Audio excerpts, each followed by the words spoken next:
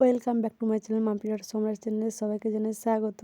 আশা করি তোমরা সবাই খুব ভালো আছে আর আমিও ভালো এসেছি। আজকে দেখে নাও আমাদের পুরো কত মাছ ধরা হয়েছে। এই দেখো এটা কত বড় সাইজের বোয়াল মাছ পড়েছে, 4 কিলো সাইজের। সেটাকে আমি তেল ঝাল বানিয়ে নিলাম। দেখো এই দেখো, আমি তো কাঁটাটা দেখাতে পারছিলাম না, তাই রান্না করছিলাম, সেটাই দেখালাম। সব কিছু তোমাদের সঙ্গে শেয়ার করতে পারলাম না, কারণ ইচ্ছা ছিল অনেক কিছুই শেয়ার করার, কিন্তু তাও পারলাম না।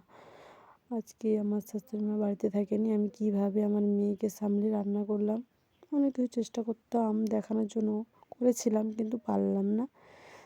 দেখো বোয়াল মাছের তেল ঝালটা, বোয়াল মাছটা খেতে ইচ্ছা হলো না, কারণ বোয়াল মাছ খেতে চায় না, এই বড় বোয়াল বলেই তাই খেলাম। আমার শ্বশুরমশাই আমার রান্নাটাকে খুব প্রশংসা পেয়েছি আমি, যে দারুণ হয়েছে মাম্পি এই রান্নাটা। দেখো দুজনের মতো রান্না করলাম, কারণ শাশুড়ি মা তো নেই, আগেই বলে দিয়েছি। সে তার বাপের বাড়িতে গিয়েছে তার ভাইকে দেখতে। তার ভাইয়ের শরীর ভালো ছিল না, মামা শ্বশুরের আর কি। দেখো বোয়াল মাছের তেল ঝাল করলাম, আর বেশি কিছু করতে পারছিলাম না।